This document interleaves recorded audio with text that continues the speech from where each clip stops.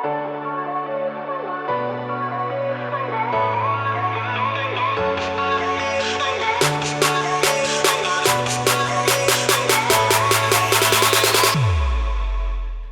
Stories is a conference started in 2019 by Startup Europe Networks and Startup Hungary. We believe founder stories are powerful, and we pride ourselves on having real, no BS conversations to inspire and educate our community. Building off of our offline events, we developed this podcast with TechCamp Global to bring you untold stories from the region's best founders year-round. In each episode, we try to uncover the details and hands-on tactics behind the founders' successes so you can skip their mistakes and benefit from their years of experience and lessons learned. Our hope is that you will be able to find new ways to accelerate your growth. Let's dive in. My name is Mary Alcantara, and this is the Untold Stories podcast.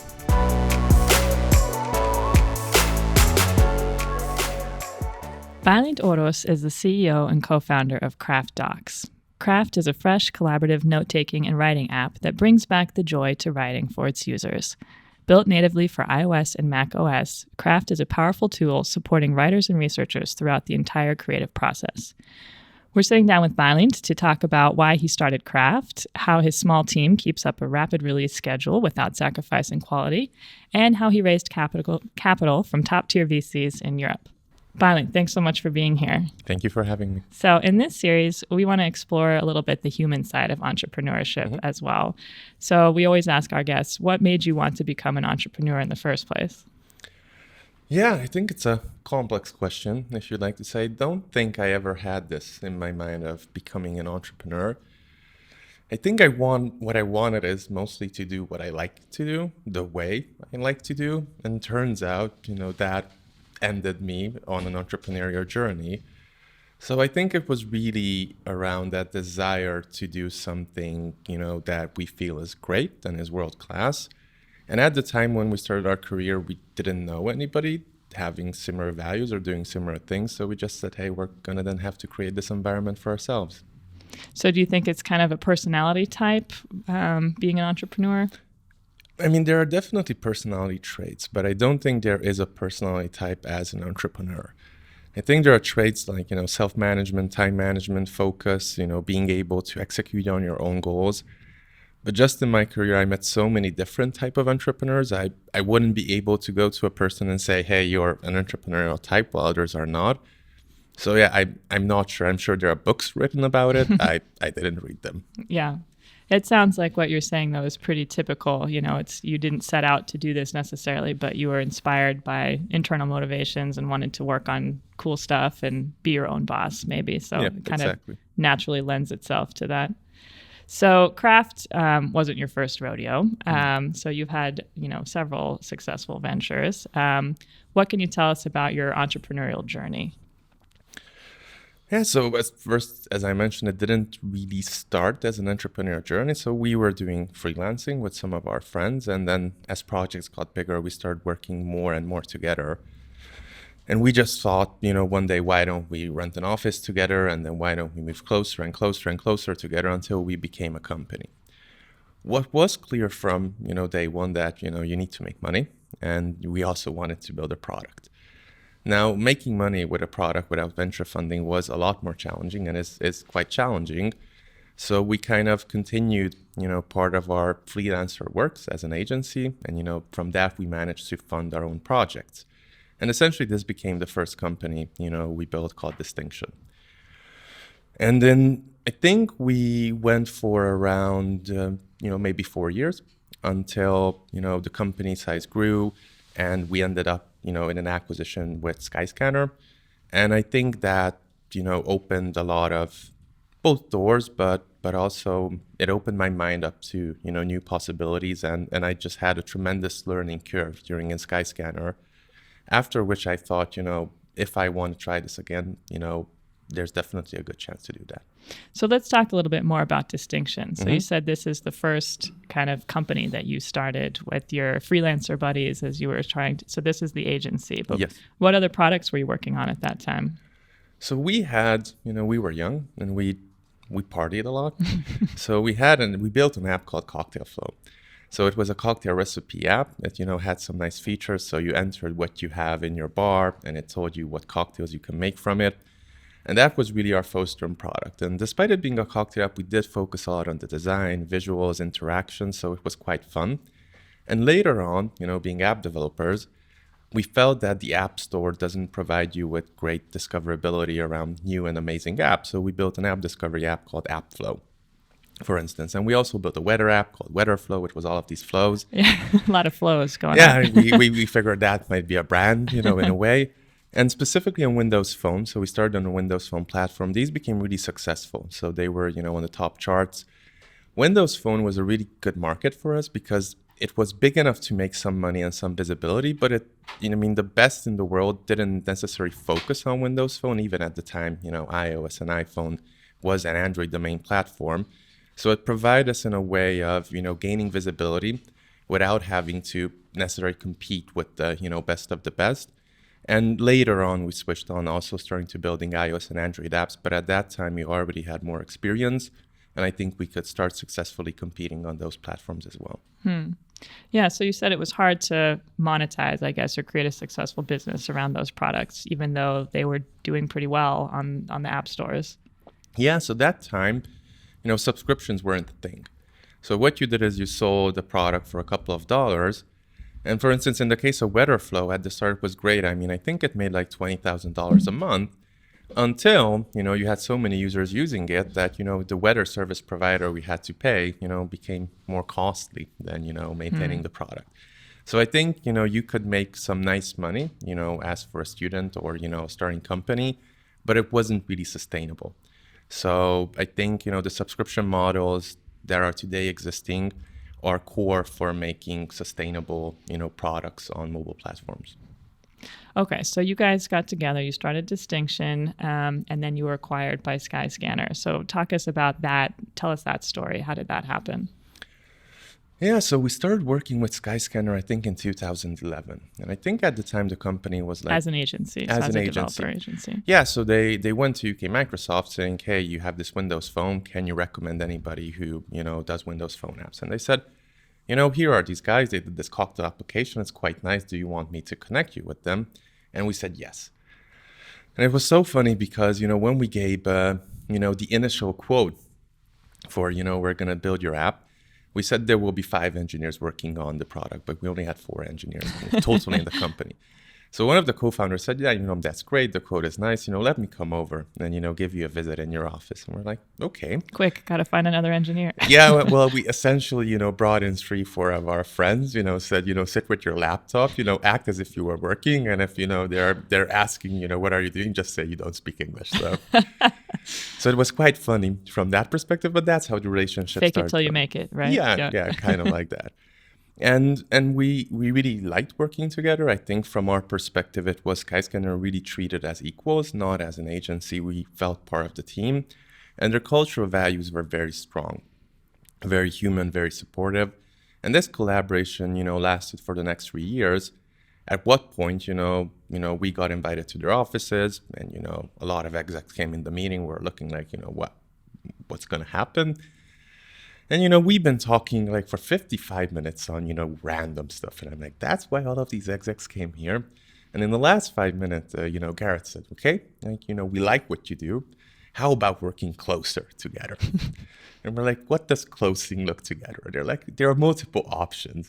And I think we had this, what are the multiple options until, in the 5 minutes until the A word came out. And we said, maybe, let's explore that opportunity. Let's see how it goes. And I think for us, what was really exciting is when we talked about the acquisition, we obviously asked, why do you want to acquire us? I mean, okay, we're doing good stuff, but, what are we going to do? And what Garrett said at the time was, they are really web guys. They're old guys. They don't get, this mobile thing. I think they were like 15 years older than us. And they need somebody, who can be in charge of Skyscanner's mobile strategy, who gets it. And I think for us, that was a huge opportunity because Skyscanner just became, one of the unicorns in Europe. And at the time, there were very few unicorns, great investors, great knowledge. So we were like, if they would tell us, we get this opportunity for free, they won't even pay for it. We'd probably take it because the learning curve, looking at what we had here in Hungary and Central Europe and, what they had, we just felt that, once you do this well, probably you won't have, huge challenges in your career. And again, I think in distinction and throughout our careers, we're always extremely focused on how can we upskill ourselves?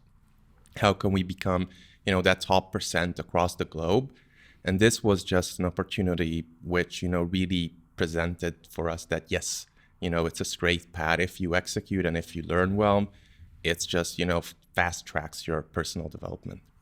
So you started working with them in 2011. There was 4 or 5 people at Distinction, Yep. and then they were your client basically Yep. for 3 years, and you had other projects during Yep. that time, and Distinction was also growing, right? Yes. So how many people did you have at the time of the acquisition? I think we had like 32, 34 people, something like that. We were growing very fast at the end. Other big projects we've been working on were with Nokia and Red Bull. So we had these 3 big clients, and we've been, doubling, tripling revenue and headcount every year. So it started to get, the acquisition offer came at the right time because it started to get crazy. Around 30 people, you have that thing where you need multiple layers of leadership. We didn't really have that. A lot of things change. People were there for 2-3 years, so their motivation starts to readjust. And I think we were at an inflection point, and this was, also a nice way of solving that inflection point, essentially. So everybody basically transitioned. Whoever wasn't working on Skyscanner became a Skyscanner employee. So Yeah, that's how it was worked. that transition? How did the team handle it? There were mixed feelings and mixed emotions when we announced it because nobody expected, for us to be acquired.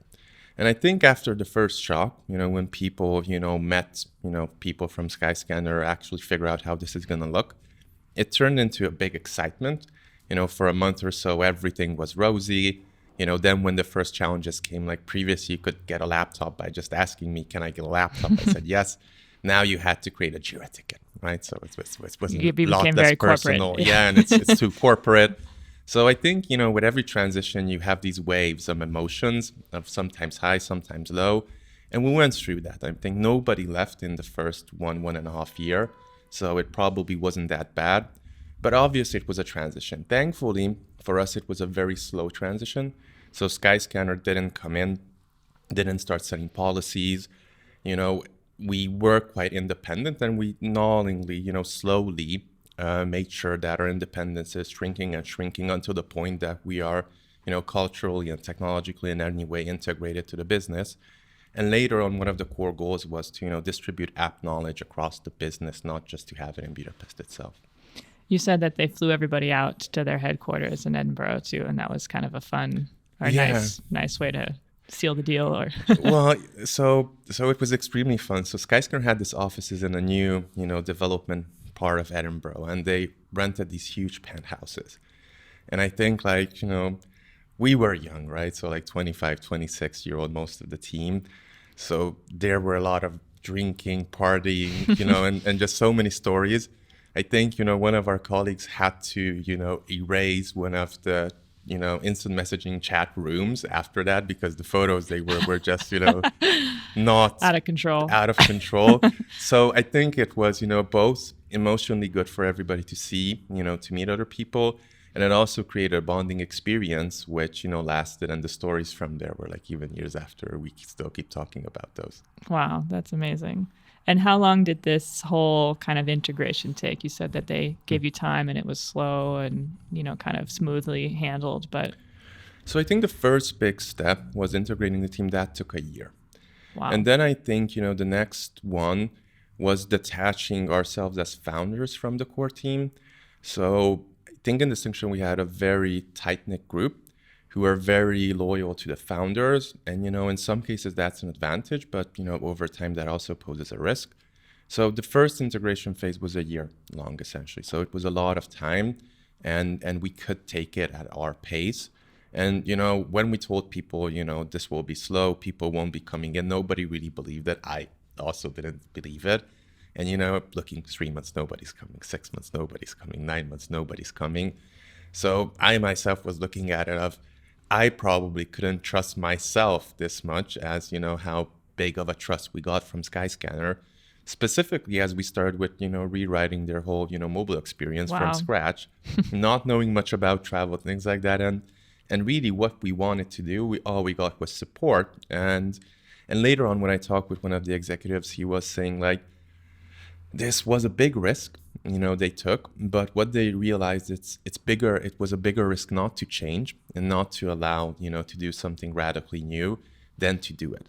Because, Skyscanner's mobile products at the time weren't high enough quality of what the business wanted. And if they kept doing the same thing, it would have been a guaranteed failure. And this way, at least there was a chance that, we will succeed.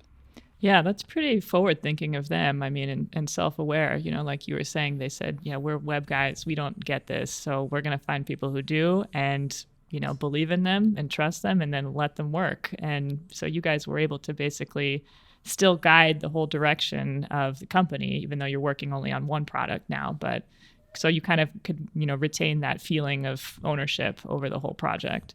Yeah, I think this was really due to Gareth really trusted entrepreneurs. So he always said there are two types of people, managers and entrepreneurs. And he doesn't like managers, but he appreciates, why a company needs them. And he always felt that, people who are on an entrepreneur journey, they will figure things out. And his job is to, help them how to figure this out rather than tell them what to do. And later on, a lot of this changed as, this methodology, I think, works up to a scale. And Skyscanner did have scaling issues, and we did bring in people from Amazon, Microsoft, to help us scale. And at that point, it was much more around, one Skyscanner, one culture, a lot less space for diverging voices, which again wasn't bad. It's, I think, a part of the scaling of an organization. But when we joined, Skyscanner was still, very much of a startup, not even a scale up, of a founder-led, very few defined functions, very loose processes. And it was, somehow a mess of, creative people who did things that just worked. Wow. And so you guys, all of the founders stayed on at Skyscanner? So at the time, at the acquisition of the three co-founders, only two of us were in the business. Previously we had a founder departure. I think that, this happens quite often with startups as things start to change and roles start to shift. But yes, afterwards, both Akush and myself, I think we even left Skyscanner up, with 3-4 months of difference. So we kept going together for quite long. How long were you there altogether? I think I was a little bit over 2.5 years. Okay. And you were running the whole mobile department for Yes. Skyscanner. And what was Akush doing? So essentially, I was what they would call product lead in the mobile department, and Akush was technology lead in the mobile department. So in Skyscanner structure, every business unit was ran by both a product lead and an engineering lead, and both were responsible for different, parts of the execution, the strategy. So that kind of dovetailed nicely into your role as founders in Distinction, right? Yeah, so even in Distinction, I became CEO and Akush became CTO, so it was a natural, for us, not much has changed. I think what changed is, in Distinction, I was much more focused also on the iOS engineering part. Akush was more of a, Windows Phone .NET backend person, and he, took over a lot of part of the mobile engineering from me, and I solely focused on products. So I think that was, but the way we worked, it didn't really change. And for us, it was quite efficient. We've worked very well together because from a character perspective, I'm quite dominant, and Akush is quite knowledgeable and quite patient. So we could always, work things out and work together very well. And so was it in your contract that you had to stay a certain amount of time, or why did you decide to leave after 2.5 years? The core reason was that, as I mentioned, first of all, Skyscanner was transitioning to a, much more structured process. So being a founder was great. And, entrepreneurial mindset was amazing in the first couple of years. Later on, it didn't serve the best interest often to, think as a founder. You had to think as, a team player, somebody very much, as a founder, you're also a team player, but it became a lot more nuanced around, company politics and things like that. Also, Skyscanner got itself acquired by C-Trip. It was a $1.8 billion transaction. And in Skyscanner, there were since Skyscanner was mostly bootstrapped, there were people working there for 10, 12 years. And a lot of the executive team who we really enjoyed working with, after the acquisition, took a step back. A lot of things changed. The goal of the mobile organization and what we need to do changed. And really, we were at a point where, if we're here in this transition, we either commit to another 2-3 years of, executing the next goal. But looking at what we agreed in the acquisition and, what the goal of the acquisition was, we felt that we did that job. And at the time, because of all of the traveling, I had a baby, my whole, previous 7 years were insanely crazy. I just didn't feel I have that energy in me to, set a new goal, work in this new environment for the next 2-3 years. I just said, I'm tired essentially, and I want to do something different. And that's what it was. So we had a really honest discussion with everybody. I helped recruit my replacements. So it was like the departure itself was a 3-4 months, very smooth process. Wow. Yeah. Good for you to take a little rest. I mean, I think you earned it by that point. Yeah, and I definitely needed it. So as a rest, you decided to start being an angel investor.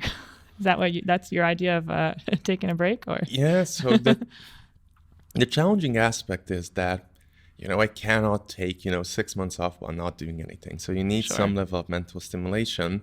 And also we were looking at this as not really an investment activity, but, almost like a pro bono activity of, we learned so much at Skyscanner. We've seen so much, like compared to when we joined and when we exited, the amount of knowledge was just very different. And the network we built up, and we felt it was valuable.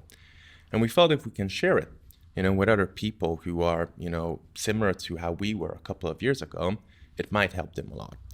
Now, obviously, a lot of people give advice, but usually, advice only has weight if you have incentives aligned. So that's how the, concept came of, for startups we advise, we also, invest. So at least there's, some level of shared interest. And also this way it was a lot easier to, bring in external funding from, our network. If we were already invested, that created a line of credibility. And so you created A3 Ventures. Yes, it was not super formalized. We called ourselves the A3 Ventures, but it was just a collection of, Akush, myself, and our former angel investor at Distinction, Joel. Oh, okay. And how many companies have you invested in so far? I think we invested in 3 companies, if I'm right now. Not that much. So one of them was, Shaper, which, was also on this show. And, the initial checks were, coming from Skyscanner network. And, since then it's been a huge success story. I'm actually very close with Istvan, the CEO. So that was great. We also invested in Ricard, which is also, a relatively successful company right now. And we also invested in a UK-based company. How did you find the UK company? The network, essentially. A lot of the Skyscanner network is in the UK. And, they, came to us with a very interesting company, which, had a lot of matching overlaps with our skill sets. So at that time, when you started doing this investing, had you ever received investing yourself? Because you didn't take investment at Distinction. You were just acquired. We did think, a very small, it was like $10,000. We did take from Joel, our angel investor. But I think he was much more at that type of advisor. So it was not the money, but Joel at the time went to Stanford. He had a lot of, business operating experience in Hungary.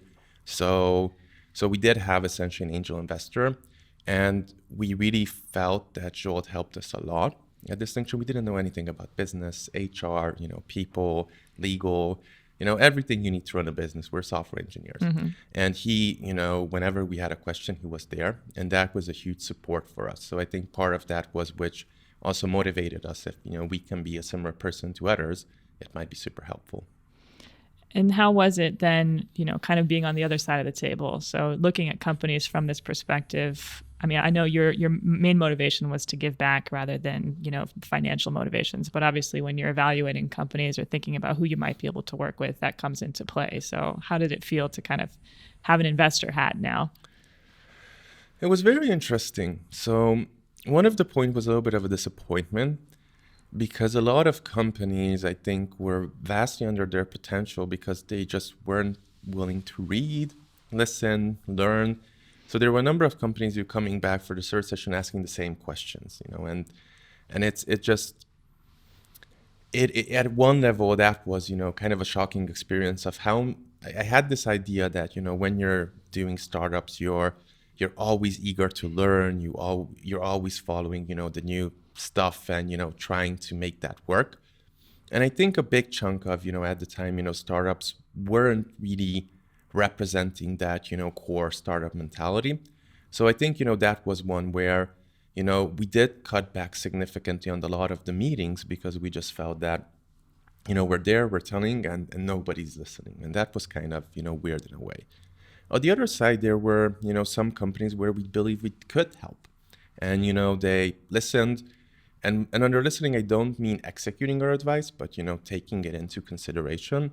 And that was, really good to see how those companies kept growing. And for me, that's why Shaper is one of the super interesting that I've been advising Istvan a lot in the first 2 years. But now he's advising me, right? Mm-hmm. So he's like 3 years ahead with Shaper than we are with Craft. So I think that is the funniest thing. And essentially, Akush, my co-founder, who was also an investor in Shaper, is now VP engineering at Shaper. So in some ways, he created his own job. And for my case, I created in some ways my own mentor. So you have these things coming back to you in life. And I think that is extremely satisfying. And Shaper's investors also that now have invested in Craft too. So it's kind of... Yeah, we have like a 90% overlap with, investors. When you look at people, most people know each other. So these two companies are quite close to each other. But you met Istvan in the beginning when you started this A3 and they were looking for funding. And so that's how it started. So we even met Istvan earlier. So essentially, we had an employee, Laszlo Prishkin. So Laszlo Prishkin, was an amazing character. He, was something like a community manager inside of Distinction when that role wasn't existing. And he met with all sorts of people and he connected Istvan with us, with, Zsolt, with all of that. And, and essentially Zsolt invested in Istvan, the earliest check. So he, when we were still at Skyscanner, he gave I think it was like 50K or something like that. So, a very, small investment, but that was enough for Istvan to take the first prototype. At which point, we invested and then brought in, additional, UK investors to help. Cool. Yeah, there's this kind of Hungarian startup mafia that's forming here through... Not just mafia, just showcases that, every small, interaction, counts. And the small things happen. I mean, Shaper is an insanely successful business right now, and I'm sure it will become even more successful. But at the start, it was very fragile. So, it was hard for them to raise money.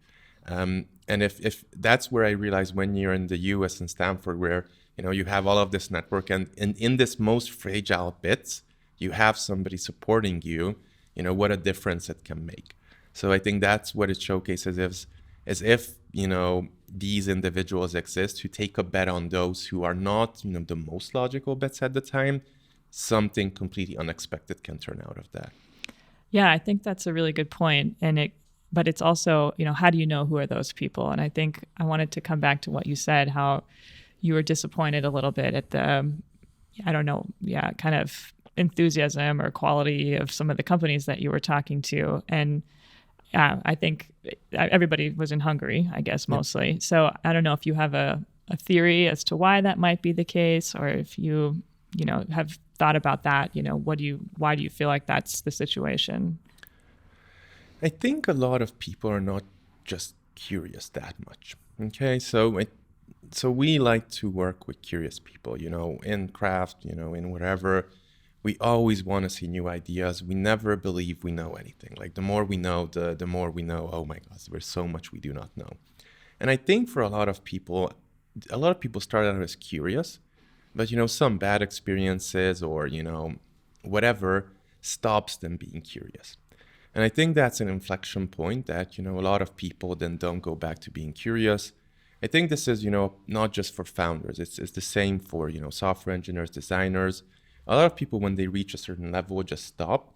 And, for me, the whole game is a learning game, essentially. So I love to work, wherever I work because I feel that I'm learning. And the moment I'm not learning, I will get becoming very, very bored and trying to do something. And I think that is, a lot about when startups are about disrupting industries, figuring out new ways, that inherent curiosity is key because often you cannot change what you don't understand. If you're not curious, how do you understand it?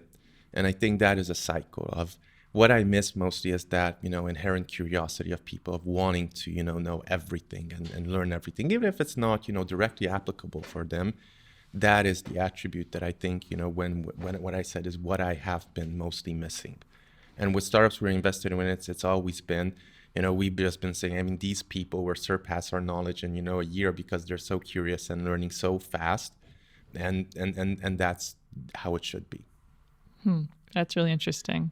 Yeah, I have a lot of theories about this, but maybe we don't have to get into it. But yeah, I wonder if it's partly the school system or the vestiges of, living under communism, or if you think it's related to that culturally, or there's also the issue that there's just been so much government money on the market. And I feel like that makes people lazy, that, there's been this kind of trend of playing startup where you can have an idea, get some funding, and then, okay, if it fails, whatever, you go back to your corporate job. And I don't know if that's, been part of your experience. I think one of it is definitely, more around safety. So it's hard to risk when you don't have anything to risk. And I think, when I look at Mark Zuckerberg not selling for $1 billion Facebook, but he came from a wealthy family, went to Harvard. He had his lifestyle. So, having, a Hungarian founder being offered $5 million and, or, just having his salary, is a very different thing. I guess a lot of it is around the educational system. I think it's a lot around, cultural values. I also don't want to go too deep into it, but I feel, work-life balance is now shifting where even if you work 10 minutes more than, your work hours, that is cruel. Junior people don't look at, learning and, working for learning as, for their benefit. They look at, every work they do is a zero-sum game because the company gets more, they get less time. So I think it's a lot about how we treat our desires and how we treat our, almost hobbies. So I'm super, lucky because my hobby is, what I do for a living. And I think, for most people, that is not true. They came on their career for certain reasons. And if you don't have that strong connection, I think it becomes challenging to take that extra mile. But again, I'm not an expert on this. I think there are a multitude of reasons. But I also think there are, quite a few companies and individuals who have the potential and do work and live like this. We always knew that, entrepreneurship and startups are not for everybody. Making it more accessible would probably mean more people who are naturally, fit for this type of career path will enter it and then, potentially leave it. Are you still making investments? Are you still looking for new investment companies? We are quite narrow in terms of, right now, when I exited Skyscanner, I knew a lot more about, actual cultural values, two-sided marketplaces, things like that. Now, in the last 3-4 years, I've been exclusively focusing essentially on mobile and, software service products. So I think, our area of interest because of this is narrowing because where we feel we have up-to-date knowledge is narrowing, right? So I had a lot of people coming to me in 2017 on how to hire. And I'm like, well, we hired with Skyscanner, but that's not going to be applicable. And, we hired with Distinction like 5 years ago. That's not going to be applicable as well. So for us, it's really that part of where can we help rather than, where can we make money? And I think, right now, because of our focus in the last 3-4 years, that got a little bit narrower. Yeah, well, it's nice of you to be so, I guess, self-aware and honest about that. I mean, you see a lot of... That's the truth, right? So what would be kind of the ideal company that you would work with now? For us, ideal companies are really, technology or product companies. So we have this theory that from Hungary, it's going to be very hard to build a marketplace or anything which doesn't, where you don't have a competitive advantage. And, being a technologist, anybody, with the right ambition can build a great or a better product, essentially. But, creating marketplaces and, whatever is really challenging. There are, good examples like, we had NetPincér in Hungary, which had successful exits. But I think, we don't understand that much. And we believe that from Hungary, one of the biggest chances you have to play at the global scale is really if you remove the market knowledge element, because from Hungary, we're never going to have a huge understanding of the US market. And that means if you can innovate in technology or product, in our domain, a area of expertise is specifically mobile products, then we believe there's a good chance. I mean, if you look at Shaper or Craft, we're both fit, this criteria quite well. So I think that describes it pretty much. That's interesting. So I know you don't like the term serial entrepreneur. Maybe you can tell us why. I think it's misused by a lot of people, and I don't think it means a lot. Okay, so I like terms which have a meaning. And you seeing I'm a serial entrepreneur, I don't think means anything. So, before I started Craft, I looked at stats, I like stats. And essentially the failure rate of second, time founders are the same as first time founders. Because now you think you know everything, you don't put all the energy inside and things like that. So because of that, being serial entrepreneur does nothing with you, right? You're just the same as anybody else. You might have, different shortcomings or strengths, but because of that, I don't think it has a value of saying if somebody's serial entrepreneur, these things change so fast that I think, the capability to unlearn is almost, more important than, the capability to learn. That's a really good point. Yeah, you mentioned you prefer kind of this continuous reinvention, and that's kind of more your philosophy. Yeah. So this is taking us into Craft now. So you did, some angel investments, working with some companies, and then I guess what was the inspiration to get back into it as a founder yourself? So I thought about, what I want to do and, what I want to do in the next 15 years. I like to think in, longer term goals because you don't need to execute, you just need to find the direction. You don't need to find the, specific next step. And I still felt that, I'm hungry, I have that fire in me and that management. So I could have gone easily to, a large company, executive management, whatever. But I just felt that those delayed feedback cycles of, you helping somebody, that building a product, and in 1 year, the seeds you plant grow. I'm just too impatient for that. And I know how, I saw myself how, working with people has a different meaning for me than it had 5 years ago. And I saw, definitely progress in terms of I cannot take that much, daily work. When I was 25, 16 hours a day, no problem, working while having a hangover, no problem. I cannot do those anymore. So, things have to change, but I still felt being close to the product, getting my hands dirty, being there, with dirty hands together with everybody else is something I wanted to do. And I also had this, area of interest, of specific personal interest, of I didn't find a tool that, worked for me well. And I had a lot of thinking, during that 6, 9 months while, I wasn't actively working of what I want to do. Is this something I would happily work for 5, 10 years on? And, as I researched, as I read, as I thought about it, it became more and more clear that yes, I want to try it. I want to get my hands dirty again. And I also had this thing where I wanted this time to give it a proper shot. With distinction, we're very conservative, okay? So we didn't hire new people unless we had, the full salary for the next year in the bank. We didn't take venture investment. We could have, but we felt it's a double or nothing. We've been very conservative with risks. And now I said, what if, I try to do it, the way where it's double or nothing? What happens? Raise money, build a team pre-revenue, all those things that, you cannot do with a bootstrap or a conservative, startup. You try to do it. So I think these were the main driving motivators. And, I had this mentality because the space we are in is extremely crowded. Chances for success are very low, and all of those nice stuff. And so, tell us a little bit more about Craft and what it does. Yeah, so the way I describe it is Craft's end goal is to help you think and to help you communicate your thoughts. So we look at it as a, writing software. We believe that, a lot of people think by writing. And, the moment you have to fight with the tool when you're writing, you stop thinking. So our goal was, how do you make a tool that enables this for, the current world? Because, there are tools that work well, for older people or different systems. And, for the current world, it's, definitely a lot of people socialize on touch devices. So that's their primary way. We used to travel a lot. We used to be on the way a lot. So really, it's if I simplify it down, it's a mobile and touch focused, writing and thinking tool.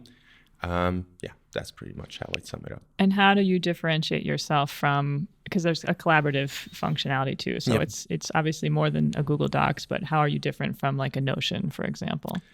Yeah, it's so funny. We don't do this. Okay? So we don't differentiate. We build something, we put it out, and people told us things about what they want to see, how they want to involve. We talk with them, and we're involving. a lot of things are really poor quality in there. So we do have real-time editing and collaboration, but the reason for that is that we knew that this is going to be, a requirement for a next generation tool. But also we knew that, building this as an afterthought, so not, in the first version, but in the third will take you, a lot of time and, depth and resources. So we put it in there, it's very poorly exposed. We didn't focus a lot on it, but now we know that if we want to, fix collaboration, we can do it. It's just a matter of focus. So really as I said, it's probably surprising of how I don't have this really strong, one-line pitch about what craft is and what differentiates us. The way we look at it is people try it. Some people fall in love with it. Some people don't fall in love with it. Now we are, as we reach the threshold in terms of, number of users and subscribers, and we feel there's a product market fit. We are starting more, activities around understanding our, how existing people use it. What are the key advantages? How do they compare it? But we don't really compare ourselves to others. We really solve, first we solved our challenges, and now we're solving our users' challenges. And we're not at the phase where we're, doing any significant marketing or growth activities. And what is that threshold for users? How many users do you have right now? Well, do I say that? I don't think, we have, from registered, it's over hundreds of thousands of users. So I think we can say that, it's a lot of people using it daily. It's a huge chunk of people who download it using it daily. People use it hours who use it every day. So it's what I would more focus on is there's a very high engagement, and it's a large and steadily growing number of users who are joining craft in that way. So yeah.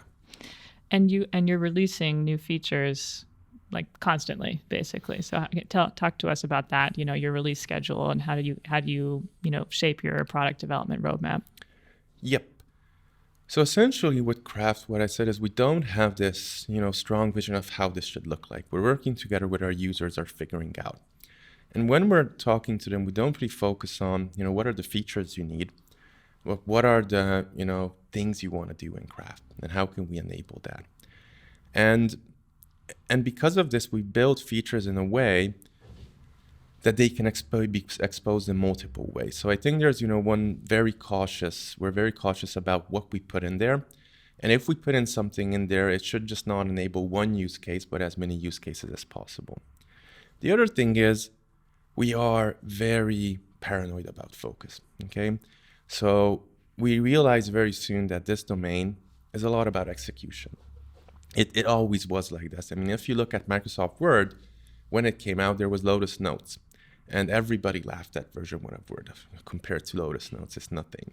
Second year, it's something. Third year, it's getting better. By the fifth year, everybody used Microsoft Word. And not because it was fundamentally better in something.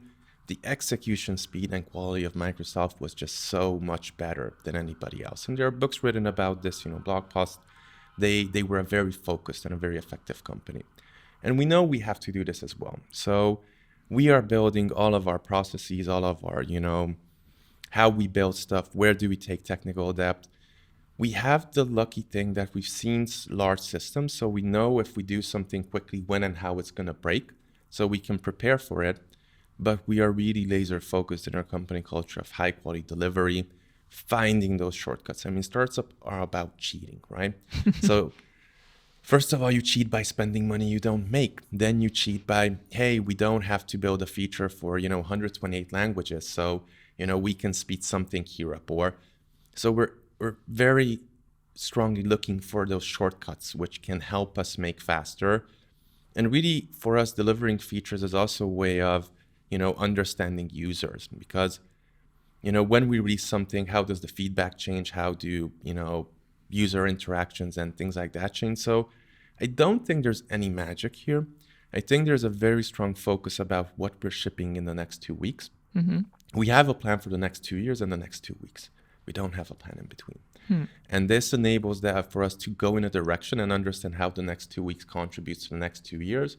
But all of our discussions and focus is in on next 2 weeks. And if you have a project bigger than 2 weeks, break it down in a way to have sub-projects which can be done and shipped in 2 weeks. So it's a 2-week release cycle. So every 2 weeks you're putting out new. Mostly. Sometimes it slips to 3 weeks because of holidays or, something comes in, but it's like 80% 2 weeks and then, sometimes 3 weeks. Can you tell us about a recent release? Like what was that feature and how did that impact kind of what you're talking about, the use cases and how users are interacting with it? So in June, we released a feature called Daily Notes, which is, is now quite standard in note-taking apps. But, what was interesting there, that this is a feature, for instance, which changes behavior, because what it provides you is an empty note every day. And that matches, human thinking so much in a way where, when you scribble something or you want to write something or when you want to think about something, it creates for you a default, entry point. And one of the things we expected of this is specifically good for short, quick notes or writing up things. And we expected that, mobile usage will grow significantly from this. And essentially that's what happened. And with Craft, we have this very interesting thing where we are really strong when it comes to long form writing. So that's where the core power comes. But you need to use it daily in order to remember it. When you have something long form to write, you write it there. So I think, this Daily Notes was a really good example of how it managed to increase frequency, because you could use it easier for short stuff where we're, probably not that strong at. But in, effect, it also massively increased other, core metrics like retention and purchases. Because when people wanted to write something long form, they already said, hey, I have this in Craft, so why don't I just do it there as well? At what point they do, convert to a very loyal user. So the daily notes is kind of creating stickiness, I guess, for Craft. Yes. And so I guess that's an example. Maybe you guys came up with that, but you also, listen to your users a lot. So it sounds like it was users. So users also been telling it for a lot. What we've been thinking is, users say they want daily notes, but what do they actually want? Right. And they want a frictionless experience of, adding something in quickly in a way. And this is very similar to how we handle our, emails and, messages, in a way where things that are unimportant just fade away. So when you constantly have to organize something, in folders or whatever, it becomes a pain. But, the good thing with Daily Note is, if you don't want it, they just fade away. You don't see it. And I think that is a core thing that, wikis do very badly, of how do you capture quick notes, which, fade away over time and don't start to pollute your whole system. Interesting. You mentioned that at Craft, you have a strong culture around high quality and, kind of really laser focus on the product and delivery. Maybe, you could tell us a little bit more about that, because I know you were saying in the beginning, maybe you underestimated the importance of culture, although that's obviously, there was some kind of cultural cohesiveness. And I think that's a big part of how Skyscanner acquired you guys, because there was this cultural fit. But talk to us about your thoughts on, company culture and how that's evolved over time. Yeah, so with Craft, we have a luck of working with mostly people right now who've been previously together. So a lot of our cultural journeys are very similar. A lot of people are from Skyscanner Prezi, who also shared similar cultural values. And I think it's mostly around, focusing on the team and the company to succeed rather than the individual. Because if you start to think about what's more important, for an individual to work on something they enjoy, or, to work on something which makes the, business more successful, obviously for the business, it's best to make, the business more successful.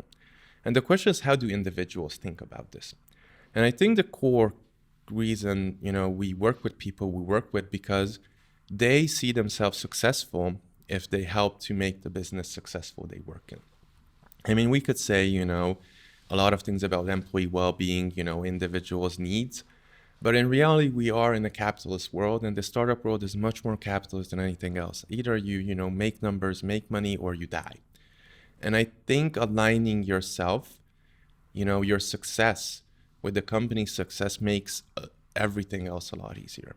And I don't think this comes naturally with people, because most people fear that they're being extorted. And I think what we have is the mutual trust, we built up with these individuals, where they know, they are taken care of, they will receive a part of success. They are growing professionally, but even more importantly, they're participating in something, which is really unique and something they want to do there.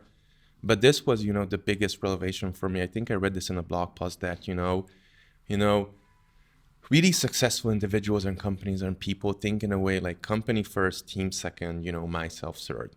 And, as long as you're growing with a startup, if the company succeeds, your individual success will grow. Everybody has equity. So, if the company grows, they will do well financially. But also just that motivation of measuring yourself rather than looking at just yourself, looking at, how did you help this whole, how did you help our users, hence our business? And that is a much stronger way of understanding if you're successful in our culture. And I think where we had challenges is where people are the opposite of feeling they are successful if they're working with a new technology, or if they're, doing stuff they always wanted to do, or if they, receive a promotion, because those are all, in some ways vanity metrics and might not be important for our users, hence our business at all. And again, this might sound very cruel, but I think that's just part of being honest of, the moment you enter the venture world, you sign up of your primary goal is being to, deliver, or not primary goal, but you are obliged to try to return value back to the investors. That's the truth, right? Yeah. Yeah, it's interesting because, you think about capitalism, it's, the value of the individual, but you're saying, the strongest contribution an individual has is to the company to actually, make that grow. So it's kind of, it's an interesting perspective. I like that. Okay, let's talk about financing a little bit now. So Craft obviously just closed an $8 million round with Creandum. So maybe you can tell us, I know you got in touch with them. Was it through Istvan, or did you know them also on your own? Or No, it was through Istvan. So, all of my investors I know, not all of them, but, a lot of them I know through Istvan. So we met first with Frederick, after him, they invested in Shaper. I was on the board of Shaper for some time until their investment. And, they did a, dinner here, we met, we talked, and, that's where we started knowing each other. And then, as it happens, VCs now tend to follow people. So I think there's a shift in dynamic where, back in the days, you had to reach out to VCs. Now they reach out to you. And, for a long time, I was saying, Frederick, hey, I don't need the money. Hey, we're still building this thing. Hey, we're not ready for you. I know what you're looking for. We're not that. But he was quite persistent. And, he was just saying, oh, yeah, I know that. But, I'm just interested. Let's chat. So, at the end, we started chatting. And I think what happened is, I think Frederick had, some very interesting insights and, a very interesting way about thinking about problems, which, made the chatting, quite valuable to me as well, because I learned a lot during those chats. And essentially these chats, after a while started getting, deeper and longer until the point where, Frederick and Creandum said that, hey, they think there's a fit here. It's like, similar of, with the Skyscanner, they think, we could work closer together. What do I think about that? So that's, a long story and very short. So it wasn't like they came in and right away said, here's the check. It was like a 6 months process of, getting to know each other. But we did not have, a pitch deck. We did not have a fundraising plan. We did not have any of that. So it was, what we would call a preemptive round. Of $8 million. Yep. So essentially, Frederick gave and Creandum gave $7 million, and there was $1 million from Garrett, CEO and co-founder of Skyscanner, from previous a convertible note, but yep. Okay. And how did you arrive at that? So how long is that money going to get you? Yeah, so we hope it's going to take us forever, right? So the best thing is if we never need to raise another round. Yeah. But realistically, it gives us 3 years of time where we do not have to worry about money. Now I'm not a big fan of at this stage going extremely fast in terms of hiring and growing up to 100% team. I think if you get the first 30-40 people right, and they give them time to ingrain the culture, then scaling will become much easier, because those people will become your cultural superheroes, and as they grow. But they also need time to make it their own. And also, the bigger you are, it's controversial, but the slower you move. Okay, so turning 20 people, saying today we're doing that, tomorrow that, is super easy. Turning 200 people across multiple offices and geographies is very challenging. So we want to, grow big when we are ready, really, to, focus more on growth than product. And right now we feel like a 30-40 person team is, all that we need. And when did the round close? It was March, I think. Okay. And has that changed? I guess, it sounds like no, but the direction, or do you have milestones, or, they seem like it did change a lot, right? So what happened is, we planned to start raising around now. Mm-hmm. So what happens, and when you raise, you want to be in top form, right? It's like the Olympics for the athletes. You do all of the activities and the numbers should look good. At that point, the trajectory should look good. And what it changed is we did not have this pressure that in 6 to 12 months we have to look very good. So it allowed us to focus on areas which we are very sure that in 12 to 18 months are going to be much more valuable than just focusing on the short-term stuff. And we could invest much more in foundational things which are going to speed us up a lot. So I think it did change a lot in terms of how and what we do and what are the focus areas. I'm not sure if it's good or bad. Technically, it should be better if you can focus on the things that you believe is right for the long term. At the same time, I think there's, some magic in, every 2-3 years having to prove yourself that, yes, you can hit those metrics. Yes, Mm-hmm. you can hit, whatever you want to see. So, yeah, again, I'm not sure if it's good or bad, but it did change, a lot. Yeah, it's interesting. A lot of times, when people raise their first round, it sort of puts the pressure on. Okay, maybe it takes a little pressure off because, okay, you have funding for the next, year, 18 months or whatever, but then you have to deliver, right? Mm-hmm. And it sounds like for you guys, you sort of weren't planning to raise at that time and kind of stumbled into this opportunity, and then were able to kind of, take a little bit of the pressure off, that you could focus on the things that you've been wanting to do. And it sounds like they're understanding, and, now you have a little more time to get to where you want to go in terms of delivery. Yeah, but it's a tricky thing because, it should not take pressure off, right? Right. Because if you get too comfortable, you also die. Yeah. So I think it's always that balancing gap of how do you, there's this thing that only the paranoid survive. Mm-hmm. So when, everything looks right, we know something's wrong, we just don't see it, right? So I think it's with this case as well, is we cannot get too comfortable. We have to, keep on a certain trajectory. So yes, we can invest, but not in the way like a large company does that for 2 years. There's no significant, features, because afterwards it's going to be so good. But it allowed us, I'd say, one of the big investment points I love to have is, investing in the team, of hiring, starting to hire senior executives who, help us grow the team. And that's a long process. And being able to, focus on that and find those individuals, and, they are just starting. So having them in now will give us a lot more time on, integrating and ensuring, the team is scalable. So particularly for me, what was really interesting is we can start with this funding, hire those people who we couldn't without this funding. So what's next for Craft?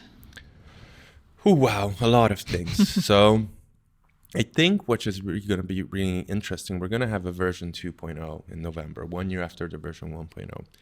And I think what we discovered, and it will be super interesting, that however fast we are, we're never going to be able to ship everything our people, want to have. Like everybody has a different workflow, different, they have different needs, and there are, thousands or hundreds of thousands of features, they want to see. However, we had this idea of what if we let, people build the stuff they want to see in Craft. So I think what will be super interesting for us is, seeing that we have this very engaged community who want to help us and who want to make Craft better.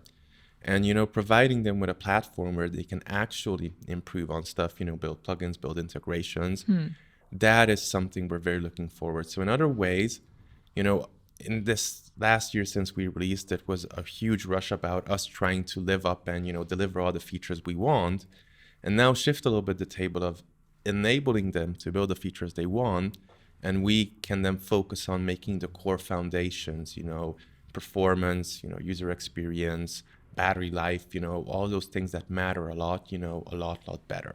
So that's what I'm, very excited about, and I'm very much looking forward to.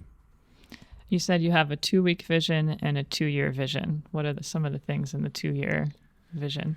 Yeah, so I think the 2-year vision is really, you know, it's quite simple in this sense, because in 2 years, we want to be in a position either where we don't need to raise funding, or we can, raise a sufficient amount of funding, which takes us forward.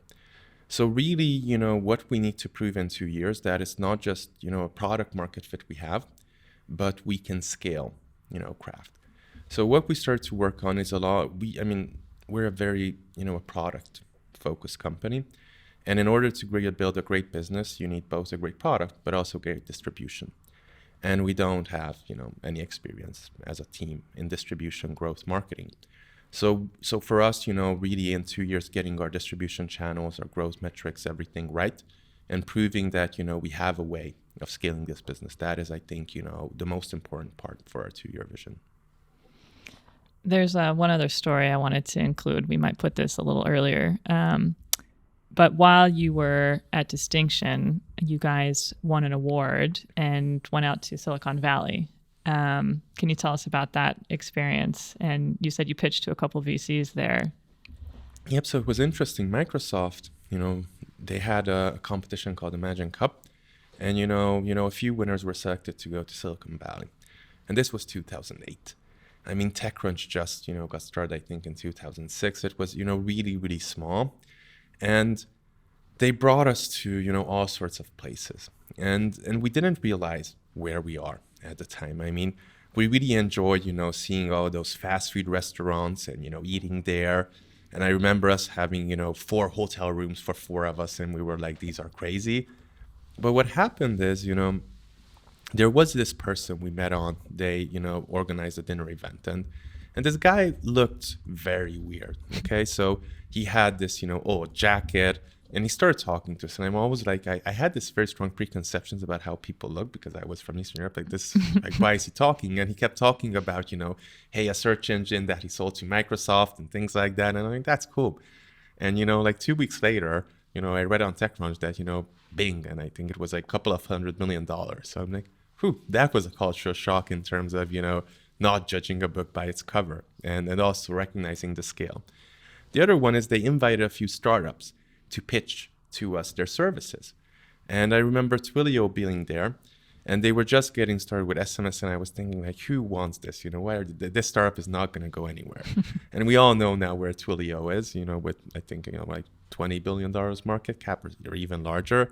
So it was really interesting that at the time, it was a so small community that even outsiders and even Microsoft essentially could, connect you with the most, with very, very interesting characters of that landscape. And also, I think it's a good reminder that, this was like 13 years ago. So we all tend to believe that startups are like rocket ships, and in 2 years, everything. And yeah, and some startups go to billion-dollar valuation, huge companies in 2 years. But most of these companies are like, 10, 20-year-old journeys. And I think, that's, looking back of, Twilio guy is still there. He's still crushing it. He's probably still pitching, every day to whoever he can of his product. So it's I think, yes, you want to have explosive growth, but it's also, a lot about humbleness of recognizing that it's going to take a lot of years and a lot of work. Even if you become extraordinarily successful, it's not going to come tomorrow. Yeah, that's good advice, or good takeaway.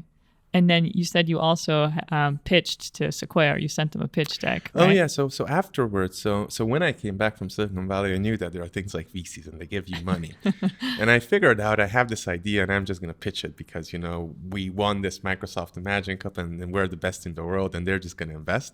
So I did create a pitch deck and I did send it via email to Sequoia because I heard they're the best.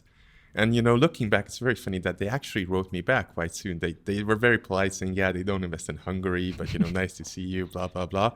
So, yes, that was essentially my first pitch deck. And I think I looked it up 1 or 2 years ago, and it was actually not that bad. So I was surprised, that it wasn't too bad.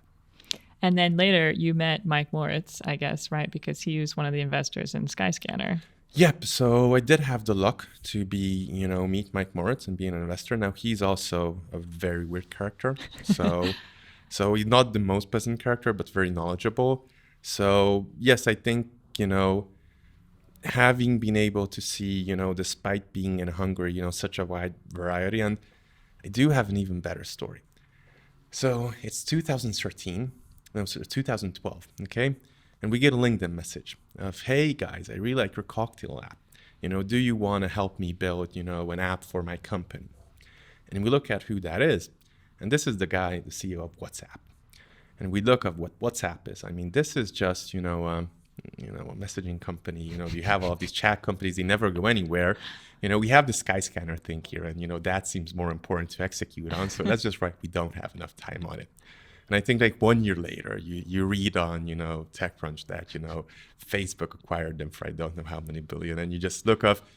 Now that was the realization of how small this world is. So, 2 years before the acquisition, we could have done essentially the same for WhatsApp probably as we did for, Skyscanner. Well, we took, the wrong course. Thankfully, this wrong course wasn't that bad either. But it just showcased that, we were in Hungary, right? At the time, the world wasn't flat in investors.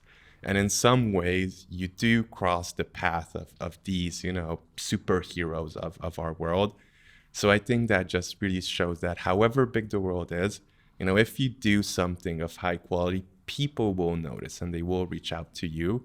Now, can you act on it? That needs luck and, some stuff. But I think that is, for me, always the story I love the most. It doesn't matter where you are, if you do something great, people will notice. Yeah, I love that. And I just love how it kind of came full circle. You applied to Sequoia and then later on you were acquired by a Sequoia-backed company. Yep. So, you got there in the end. Yep. Okay. I think we're about winding down. Is there anything else you want to share? Any final words, closing thoughts for our audience? I think just one thing I was thinking is, during these events, there are, I think, a lot of questions about how to, raise from a tier 2 city or, tier 2 ecosystem. And I think, one of the things that we have to forget that there are tiers. So especially with remote, Frederick said the same thing, actually. Oh, nice. Yeah. So we're aligned. Yeah. So I can only echo this, that, as long as we think about ourselves as tier 2, we will aim to become top of tier 2. And we're never going to become bottom of tier 1. Technically, what happens if you aim for 100%, you reach, 95%, you're very happy.